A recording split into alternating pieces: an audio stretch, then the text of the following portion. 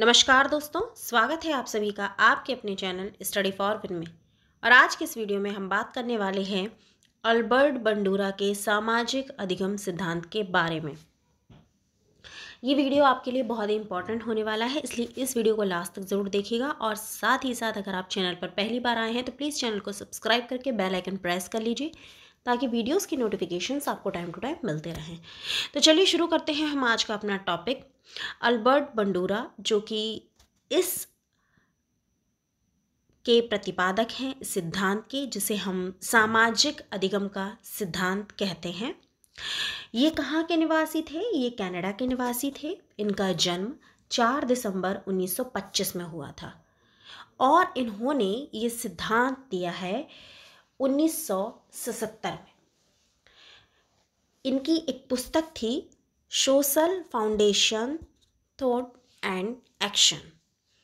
इस पुस्तक में इसके बारे में इन्होंने बताया है समाज द्वारा मान्य व्यवहार को अपनाने तथा अमान्य व्यवहार को त्यागने के कारण ही यह सामाजिक सिद्धांत कहलाया। यानी कि समाज द्वारा कुछ चीज़ें आप देखते हैं जो सामाजिक तौर पर मान होती हैं और कुछ चीज़ें सामाजिक तौर पर मान्य नहीं होती हैं। जैसे कि हम कई काम करते हैं तो हम कहते हैं कि नहीं, ये सामाजिक दृष्टि से सही नहीं है या ये सामाजिक दृष्टि से सही है। कई काम ऐसे होते हैं जो हमें समाज के हिसाब से करने पड़ते हैं, तो वही सारी चीज़ें क्या है, हमारा सामाजिक अधिगम कहलाता है।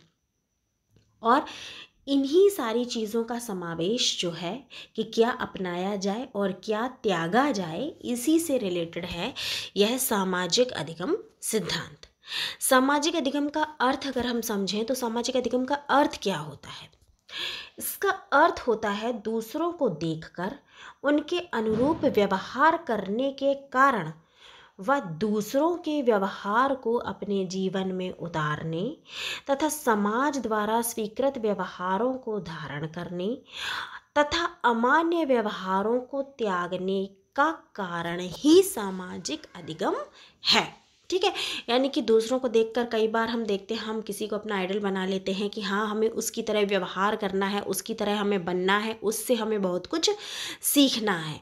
तो दूसरों को देखकर उसके अनुरूप व्यवहार करना, दूसरों के व्यवहार को अपने जीवन में उतारना कि वह व्यक्ति किस प्रकार से कार्य कर रहा है। कई लोगों को हम देखते हैं, कई महापुरुषों को वो अपना मान लेते हैं, प्रेरणा स्रोत मानते हैं, तो उनके हिसाब से काम करना, उन्होंने अपने जीवन में जिस हिसाब से काम किए उनके व्यवहारों को अपने जीवन में उतारना, समाज द्वारा स्वीकृत जो व्यवहार हैं कि जो समाज के हिसाब से जो सही है वो काम करना, उन सब चीज़ों को धारण करना, और जो अमान्य व्यवहार हैं जो सामाजिक दृष्टि से सही नहीं हैं उनको त्यागना, यही सामाजिक अधिगम है। इसी के लिए हम कहते हैं कि फला व्यक्ति सामाजिक है और फला व्यक्ति सामाजिक नहीं है। तो जो समाज के नियमों के हिसाब से चलता है वही सामाजिक कहलाता है। इस सिद्धांत में अनुकरण द्वारा सीखा जाता है, क्योंकि हम किसी व्यक्ति को देखते हैं, उसे अपना प्रेरणा स्रोत मानते हैं और उसके किए हुए व्यवहारों को ही हम जीवन में उतारते हैं। तो इस सिद्धांत को अनुकरण द्वारा सीखा हुआ माना जाता है। बंडूरा द्वारा किए गए प्रयोग क्या हैं? तो क्या है, एक जीवित जोकर या एक बार्बी डॉल, जिसका आपने नाम सुना होगा, जो एक प्रकार की बच्चों की खेलने की गुड़िया होती है, उस गुड़िया पर जो कि निर्जीव होती है उस पर उन्होंने एक प्रयोग किया। आइए जानते हैं उस प्रयोग के बारे में कि उन्होंने क्या प्रयोग किया। ठीक है, एक निर्जीव गुड़िया पर उन्होंने यह प्रयोग किया, उसे बगीचे में रख दिया। एक औरत आती है, एक लेडीज आती हैं, उस पर लगातार पैरों से वार करती है। वह महिला आती है, वह लेडी आती है और उस पर लगातार पैरों से वार करती है, उसकी वो पिटाई करती है, अपशब्द बोलती है। यह व्यवहार वो देखते हैं कि वह जो महिला थी वह आई, निर्जीव वस्तु, निर्जीव गुड़िया जो डली हुई थी उसको उसने मारा, पैरों से कई बार उसके ऊपर वार किए, उसकी पिटाई की, उसे अपशब्द बोले। उसको बंडूरा ने रिकॉर्ड किया और अपने 50 स्टूडेंट्स को इस वाक़ये को दिखाया। तो निष्कर्ष क्या निकला कि कोई प्राणी दूसरे को व्यवहार को देखकर सीखता है। जब उन्होंने ये चीज़ उसे दिखाई, समझाया, तो उन लोगों ने ये चीज़ समझी कि किस तरीके से उस व्यक्ति ने व्यवहार किया या उस महिला ने उस गुड़िया के प्रति कैसा व्यवहार किया। दूसरा प्रयोग इन्होंने जोकर पर किया। बगीचे में सजीव जोकर को रख दिया। कुछ स्टूडेंट्स ने जाकर उससे हाथ मिलाया और उसको रिकॉर्ड किया गया। कक्षा में जब उसे चलाया गया तो जब भी जोकर आता, बच्चा वैसे ही व्यवहार करता जिस प्रकार से उसने देखा था। यानी कि जब हम जो चीज़ देखते हैं उसी को सीखते हैं। यानी कि जिन स्टूडेंट्स ने वो चीज़ देखी कि गुड़िया पर वार किया तो उन्होंने वो चीज़ सीखी, जबकि जिन बच्चों ने यह देखा कि जोकर के जाने पर या जोकर के पास जाने पर हाथ मिलाया, बात की, तो उन्होंने वह व्यवहार सीखा। यानी कि जो भी हम देखते हैं, जो भी हम सीखते हैं, वो कई बार हम दूसरों का अवलोकन करने से सीखते हैं। यहाँ पर ये चीज़ निकल कर सामने आई। ठीक है, तो इसीलिए हम कई बार कहते भी हैं कि अगर आप अपने बच्चों को कुछ सिखाना चाहते हैं, अगर आप अपने बच्चे को अच्छा बनाना चाहते हैं, तो पहले आप अच्छा व्यवहार कीजिए, क्योंकि आप जैसा व्यवहार करेंगे, आपके व्यवहार को वो जैसा होते हुए देखेगा वैसा ही वह सीख जाएगा और वैसा ही फिर वह समाज में करने लग जाएगा। अब अगर इस सिद्धांत के नामों की बात आती है कि इसको किन किन नामों से जाना जाता है, और आपकी परीक्षा में भी कई बार ये सिद्धांत नाम बदल बदल कर पूछे जाते हैं और आप कंफ्यूज हो जाते हैं, आते हुए प्रश्न का उत्तर नहीं दे पाते हैं, तो इसके नाम जान लीजिए। ये सामाजिक अधिगम सिद्धांत को किन किन और नामों से जाना जाता है। इसका पहला नाम तो सामाजिक अधिगम सिद्धांत है ही। दूसरा है अवलोकन का सिद्धांत, यानी कि देख कर सीखना। फिर है अप्रत्यक्ष आत्मक का सिद्धांत, ये इसका एक नाम है। फिर है प्रेरणात्मक सिद्धांत, निर्देशन का सिद्धांत, अनुकरण का सिद्धांत, ये इसके अन्य और नाम हैं। अब अल्बर्ट बंडोरा ने अपने सिद्धांत में 4 पद बताए हैं। देखते हैं कौन कौन से 4 पद हैं। पहला उन्होंने बताया है अवधान, यानी कि निरीक्षण करना, ध्यान अपनी ओर आकर्षित करना। ये सारी चीज़ें अवधान के अंतर्गत आ जाती हैं, यानी किसी भी चीज़ पर अपना ध्यान जो है वो केंद्रित करना, या कोई काम करने के लिए दूसरों का ध्यान अपनी ओर आकर्षित करना, ये आता है अवधान। यानी इसमें आप वो चीज़ें समझ सकते हैं कि अगर आप बच्चे को कोई चीज़ सिखाना चाहते हैं तो कोई एक मॉडल आप बना सकते हो उनके थ्रू। जैसे कि आप पढ़ाई में TLM का यूज़ जो करते हो, तो वही चीज़ है कि अगर आप बच्चे को सिखाओगे मौखिक रूप से कि कुतुब मीनार ऐसी है, उसका स्ट्रक्चर इस तरीके का है, वो इतनी मीटर लंबी है, चौड़ी है, ऐसी है, वैसी है, तो वो समझ लेंगे। लेकिन अगर आप कुतुब मीनार का मॉडल ले जाकर सामने दिखा देंगे तो वो चित्र उनके दिमाग में एकदम छप जाएगा, और वो फिर आप अगर थ्योरी उनको नहीं भी याद रहेगी तब भी वो उस चित्र को ध्यान करके आपको उस चीज़ के बारे में, उस ऐतिहासिक इमारत के बारे में कई बातें बता देंगे। तो इस तरीके से कई आकर्षक मॉडल, ये सारी चीज़ें आप अवधान को केंद्रित करने के लिए यूज़ कर सकते हैं।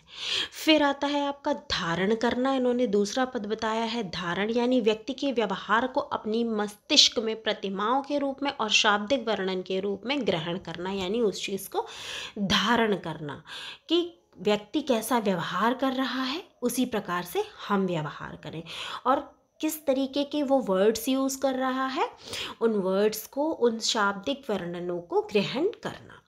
उसके बाद आता है पुनः प्रस्तुतिकरण, यानी कि जिसको हमने देखा, जिस चीज़ को हमने धारण किया, धारण करने के बाद उस चीज़ को पुनः प्रस्तुत करना, लेकिन अपने रूप में। यानी हमने देखा कि उस व्यक्ति ने ऐसा व्यवहार किया, उस व्यवहार को हमने अपने में ढाला, और अब हम उस व्यवहार को उसी तरीके से करेंगे दूसरों के सामने। ठीक। उसके बाद आता है आपका पुनर्बलन। जहाँ सकारात्मक पुनर्बलन होता है वहाँ पर व्यक्ति दोबारा कार्य करना पसंद करता है, जबकि जब नकारात्मक पुनर्बलन व्यक्ति को मिलता है तो व्यक्ति वह व्यवहार दोबारा करना पसंद नहीं करता है। यानी कि अगर बच्चे ने कोई उत्तर दिया और हमने उसको कहा हाँ बेटे शाबाश बहुत बढ़िया बताया तुमने, तो उसको एक सकारात्मक पुनर्बलन मिलता है और वो पुनः उस कार्य को करने के लिए प्रेरित होता है। अगली बार आप फिर उससे क्वेश्चन पूछेंगे, वो फिर बताने के लिए उत्सुक होगा। लेकिन अगर उसी जगह मान लीजिए उसने सही उत्तर न देकर गलत उत्तर दे दिया और आपने उसे सकारात्मक पुनर्बलन न देते हुए नकारात्मक पुनर्बलन देकर यह कह दिया कि तुम तो बिल्कुल बेवकूफ़ हो, तुम्हें तो कुछ भी नहीं आता है, तुम ऐसे ही गधे हो, हमेशा तुम गलत उत्तर देते हो, इस तरीके की बातें यदि आपने कर दी तो बच्चे के मस्तिष्क पर बहुत गलत प्रभाव पड़ता है और वो फिर से उत्तर देने के लिए कभी जल्दी प्रेरित नहीं हो पाता है। इसी जगह यदि आप उसको सकारात्मक पुनर्बलन देते हुए यह कह दें कि बेटा आपने प्रयास तो अच्छा किया लेकिन आपका उत्तर सही नहीं है, गलत है, आप थोड़ा और प्रयास कीजिए, थोड़ा और ध्यान दीजिए, या इस तरीके के अन्य शब्दों का अगर आप प्रयोग कर देते हैं तो वो पुनः उत्तर देने की कोशिश करता है। तो पुनर्बलन का हमारे जीवन में बहुत अधिक महत्व होता है और ये सिर्फ बच्चों के लिए ही नहीं, व्यक्ति जब बड़ा हो जाता है, अपनी बहुत एज भी प्राप्त कर लेता है, तब तक भी उसे अगर आप देखिए सकारात्मक पुनर्बलन यदि मिलता रहता है तो वो अपनी लाइफ में बहुत कुछ अच्छा अचीव करता है। लेकिन अगर उसको आप नेगेटिव बोलते रहते हो तो वो फिर क्या होता है, एक दब्बू तरीके का बनता चला जाता है। जैसे कि हम कहते हैं कि इडिगो सुपर ईगो में जब आपने फ्राइड का पढ़ा होगा तो वहाँ पर क्या दमित इच्छाओं की बात आती है, तो वो चीज़ें फिर उसके दिमाग में घर करने लगती हैं और फिर वो अपनी बातों को समाज में नहीं बता पाता है। तो दूसरों के व्यवहार को देखकर सीखना ही सामाजिक अधिगम कहलाता है। जैसे देखकर बालक व्यवहार करना सीखता है उसको प्रतिमान कहा जाता है। ये कई बार पूछा गया है एग्जाम्स में कि प्रतिमान है, बस ऐसे करके दे दिया जाता है और फिर कई तरह के आपको ऑप्शंस दे दिए जाते हैं कि जिसे देखकर बालक व्यवहार करना सीखता है, जिसके प्रति बालक व्यवहार करता है, जिससे व्यवहार करता है, ऐसे कही कि तो क्या होता है कि जिसको देखकर बालक व्यवहार करना सीखता है यानी कि जो उसका आइडल है, जो उसका मेन है, उसको ही हम प्रतिमान कहते हैं। बंडूरा द्वारा बनाए गए सामाजिक अधिगम सिद्धांत में व्यक्ति अपने आप को निम्न क्रियाओं द्वारा संतुलित रखता है। वो क्या क्या क्रियाएं हैं? पहला है स्वनियंत्रण, यानी खुद पर नियंत्रण करना, अपने स्वयं के व्यवहारों को देखकर निरीक्षण करना। इसमें 3 चीज़ें आती हैं, स्वनिरीक्षण, विवेकपूर्ण निर्णय और स्वानुक्रिया। अगला आता है स्वयं निर्देशन। अधिगमकर्ता स्वयं निर्देशन द्वारा अपने व्यवहार को निर्देशित करने की प्रभावी युक्ति का प्रयोग कर सकते हैं। उसके बाद आता है स्वयं पुनर्बलन, नकारात्मक या सकारात्मक, 2 तरह के पुनर्बलन जिस पर अभी काफ़ी चर्चा हो गई, उसके द्वारा व्यक्ति अपने व्यवहारों को निर्देशित कर सकता है। सामाजिक अधिगम का जो शैक्षिक महत्व है वो क्या है कि शिक्षा में आखिर इसका क्या महत्व है? ये तो सोसाइटी की बात हो गई, समाज की बात हो गई, लेकिन शिक्षा में इसका क्या महत्व है? तो शिक्षक छात्रों के सामने आदर्श प्रतिमान प्रस्तुत कर सकते हैं, बुरे व्यवहार को उपस्थित ना होने दें, यानी कि इसके थ्रू क्या होता है कि बच्चों में जो बुरा व्यवहार होता है उसको हम कम कर सकते हैं। स्वनियंत्रण की विधि अपनाएं। अध्यापक जो है वो हर चीज़ को एक जो सोशलिस्ट होना चाहिए इंसान को, उस चीज़ को मजबूत करने का संदेश दें और अन्य व्यक्तियों की सफलताओं को दिखाकर, जैसे महापुरुषों के बारे में बताकर, अन्य कई लोगों के बारे में बताकर जो अपनी ज़िंदगी में सफल हैं उनको बताकर या दिखाकर, उनके बारे में उनकी जीवनी बताकर, अपने अनुभवों को बताकर व्यक्ति को जो सामने है, जो आपका बालक है, जो आपका स्टूडेंट है या अदर कोई व्यक्ति है, उसको उसकी प्रभावशीलता को विकसित कर सकता है। अल्बर्ट बंडूरा के सिद्धांत से संबंधित महत्वपूर्ण प्रश्नोत्तरों की अगर हम बात करें तो कुछ यहाँ पर क्वेश्चंस भी आ जाते हैं। जैसे पहला यहाँ पर क्वेश्चन है आपका, सामाजिक अधिगम का सिद्धांत किसने दिया? बहुत ही कॉमन, अल्बर्ट बंडूरा। संतान को माता पिता के एक बेटे को दादा दादी, एक बेटे तथा परदादा परदादी के एक बेटा तथा स्थित पूर्वजों के 1/16 गुण प्राप्त होते हैं। तो ये कौन सा सिद्धांत है? कहने का मतलब यहाँ पर मैं आपको बता देती हूँ, एक अगर जिन लोगों ने मेरे नोट्स लिए हैं, जिनके पास मेरे नोट्स अवेलेबल हैं, उसमें तो मैंने बताया ही है, और जिनके पास नोट्स अवेलेबल नहीं हैं उनको मैं बता देती हूँ अभी इन शॉर्ट में, और फिर मैं इसके लिए आपको एक वीडियो बना दूँगी जिसमें आप इसको पूरा अच्छे से समझ सकते हैं विस्तार में। ये ऐसा है कि क्या है कि जैसे कोई संतान होती है, ठीक है, माता पिता के 1/2, यानी कि 1/2 अपने फादर का और 1/2 अपनी मदर का, ठीक है। उसके बाद आ जाता है जब दादा दादी पर जाते हैं तो फिर 1/4, और फिर यहाँ पर दादा का 1/4, और फिर जब परदादा परदादी पे जाते हैं तो 1/8, और फिर उसके बाद 1/8, और फिर जब उसके और आगे बढ़ते जाते हैं तो 1/16, 1/16, और आगे 1/32, ऐसे करके बढ़ता चला जाता है। तो ये जो होता है, यानी कि आप जितना दूर जाते जाओगे उतने कम गुण आने की संभावना आप में होगी, वंशानुक्रम का नियम है। तो ये नियम एक्चुअली में वंशानुक्रम का कौन सा नियम है ये बताना है आपको। तो ये नियम है जैव सांख्यिकी का नियम, ये है इसका आंसर, जैव सांख्यिकी का नियम। अगला है आपका उद्दीपक अनुक्रिया सिद्धांत किसने दिया है? उद्दीपक अनुक्रिया सिद्धांत थॉर्नडाइक ने दिया है। बुद्धि का बहुकारक सिद्धांत किसने दिया है? थॉर्नडाइक ने। शिक्षा मनोविज्ञान के जनक कौन है? थॉर्नडाइक। नेक्स्ट है थॉर्नडाइक के कितने गुण नियम का प्रतिपादन किया है? 5। अधिगम के प्रमुख नियम कितने हैं? अधिगम के 3 प्रमुख नियम हैं। तो ये था आज का आपका वीडियो। उम्मीद करती हूँ कि आपको इस वीडियो से कुछ ना कुछ सीखने को ज़रूर मिला होगा। अगर वीडियो पसंद आया तो प्लीज़ वीडियो को लाइक करके ज़रूर जाइएगा, वीडियो को शेयर ज़रूर कर दीजिएगा अपने दोस्तों में, ताकि वो लोग भी इससे कुछ ना कुछ ज़रूर गेन कर सकें। और अगर आप चैनल पर पहली बार हैं तो प्लीज़ चैनल को सब्सक्राइब कर लीजिए, बेल आइकन प्रेस कर लीजिए, ताकि वीडियोज़ की नोटिफिकेशंस आपको टाइम टू टाइम मिलते रहें। फिलहाल के लिए इस वीडियो में इतना ही, मिलती हूँ अपने अगले वीडियो में, तब तक के लिए नमस्कार।